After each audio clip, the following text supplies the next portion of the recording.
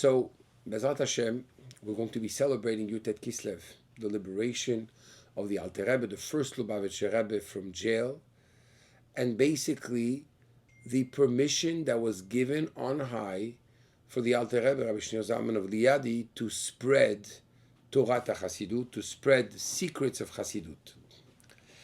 We explained in our previous lesson what is Chassidut. Today I'd like to discuss the Tanya, which is really the most basic book of Chassidut. It's true the Baal Shem Tov came with many teachings. These teachings were mostly short teachings. The Maggid of Mezrich expounded on them. But the Alter Rebbe took it to another level altogether and actually put a seder, put in order in the way to serve Hashem and in the way to understand certain concepts and bring them home. Not only be inspired for the moment, not only be enthusiastic for one moment, but actually integrate. And that's why he's going to write the Tanya, 53 chapters. And the 53 chapters of the Tanya, he starts the Tanya with the words, I'm going to explain to you a verse.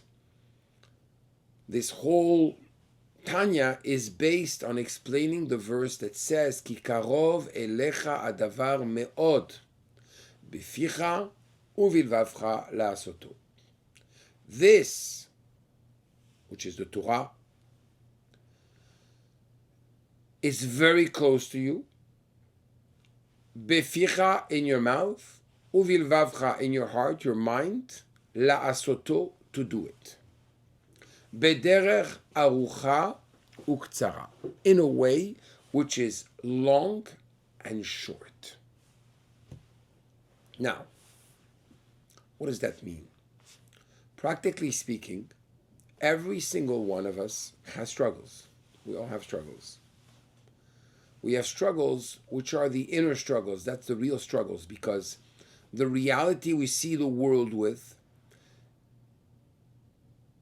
is a translation of the reality that we live within ourselves. Like it says in the verse, you should not stray after your hearts and your eyes. The commentaries ask, why does it say before the heart, before the eyes? Says the Mittler Rebbe, the Alter Rebbe's son, a person only sees and perceives with his eyes what he feels in his heart, what he desires in his heart. Therefore, our reality is our perception of the world. So when we change our reality, our inner reality, we change our perception of the world. When you change the perception of the world, and you don't have these inner struggles, not in such an intense way, or you're able to subdue them or transform the struggles into new levels, higher levels, more spiritual levels of perception, the world appears to you in another light altogether. As I usually say, I like to say the expression, you will not be telling God how big your problems are anymore. You'll be telling your problems and your struggles how great and big Hashem, God, is. But it all starts at the level of the mind. The Alter Rebbe basically tells us there's two ways to do this. There's a long way and there's a short way. Now, we are in a generation where we like the short way.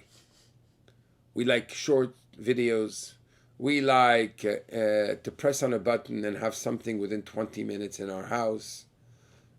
We like to live the short way. So when it comes to the midot, the character traits that we built for 20, 30 years, we expect a transformation which is overnight and just want to get it over with. If I have an addiction, whether it's to social media, whether it's to any abuse substance, right? Any substance abuse problem, I want it to go away. Things don't go away. So there's a short and long way. The short way, basically, is that I have an identity inside of me. This identity is that I am connected to God, who is eternal, omnipotent, and omnipresent. And since I have the essence of God deep down in my quintessence, it's possible that I'm going to awaken this and suddenly I'll have clarity. The problem with this type of clarity is that it's the short way.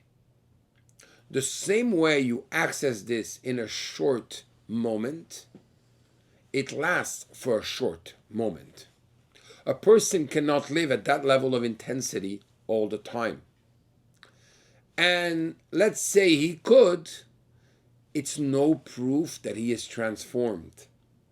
To explain this, imagine that suddenly a reality has kicked in. Or God forbid, a person has an accident. And at that moment, they had the accident because they were drinking and driving, God forbid. So they're going to be all shaken up. And it's possible that for the next month, maybe the next year, they will not drink and drive. But it's possible that they will go back to drinking. And eventually they'll go back to drinking and driving. Because the moment, the magnanimous event that happened in their life, whether it's an accident, God forbid, whether it's a sickness, whether it's something very good, whether it's a revelation of spiritual awakening. It's a revelation of spiritual awakening. It's an event that is happening to a person who has not changed within himself. And therefore, change will not be sustainable. There is the long way. And that's why the Alter Rebbe speaks about the long and short way. He doesn't talk about the short and long way. I'm not going to expound why it says this. You can look in the books and the commentaries of Tanya will explain the whole story of the short and long way, the long and short way. The long way is a path where I'm on a mission. And in the process of this mission, it's very, very possible I will fail. But I'm on a mission to refine my character, to change my perception, to transform my reality, attach it to a higher reality, in a way that the issues that I'm dealing with will eventually become non-issues.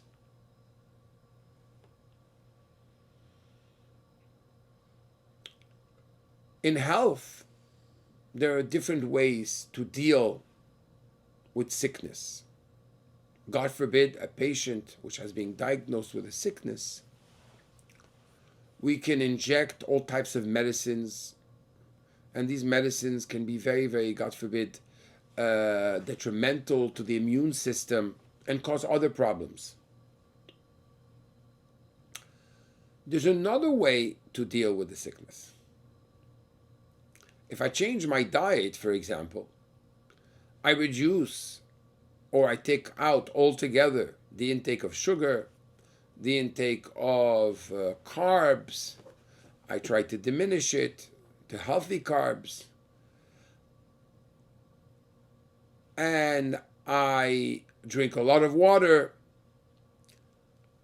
I could change the terrain. I could change the blood from being more acidic to alkaline. And that terrain already will not permit the sickness to spread, God forbid, at a greater speed. I might be able to slow it down. It might be to me, I'll be able to control it more because I'm not feeding something. Chassidus is a medicine. It's a good medicine. Tastes very good. And whoever is able to take this medicine, it's a medicine to a sickness which is called Kicholat Ahava Ani. King Solomon in his Song of Songs expresses the relationship that exists between the soul, between the Jewish people and God. And he says, I am lovesick for you. This is the soul crying out and saying, I've descended from such a high place to such a low place, from a place of great revelation, of great godly revelation, to a place where my vision is obscured by the nonsense of this world and by troubles and tribulations of the human race and the individual. I'm longing for you, Hashem. And since I'm longing, there is a desire inside me. I want to connect to God. But I don't know how to connect to God. So I'm going to try different things. The Tanya comes and addresses this type of sickness by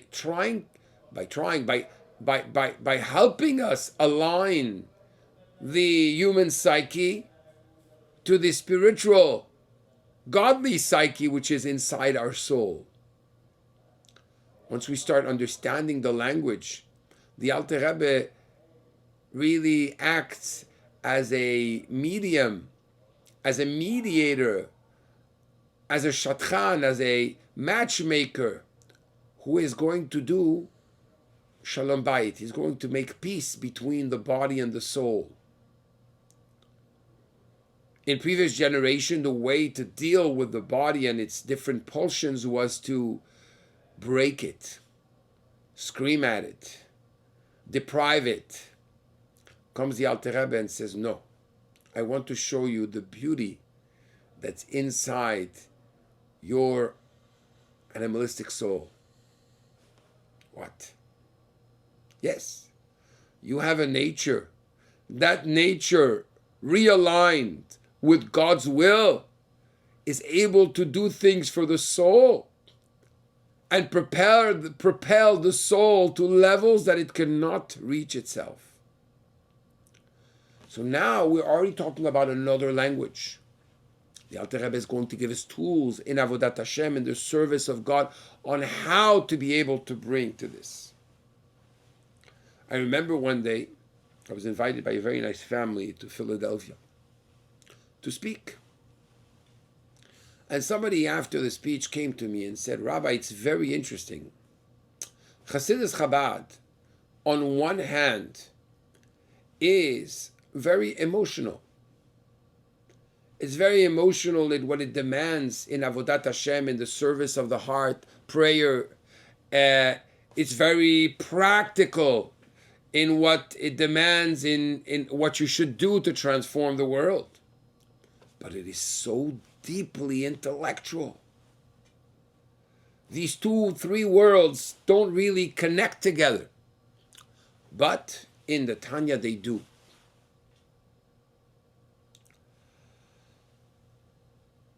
And that's why throughout the Tanya we are going to learn about hitbonenut.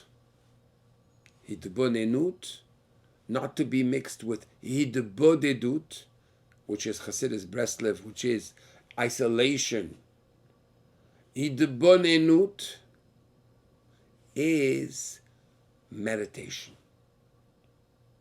When we talk about meditation, we talk about integration of concepts in the psyche, absorption in our day-to-day life, a change of perception. B'ezrat Hashem, in our next lesson, we're going to take a few concepts of Tanya and see how they apply to our life.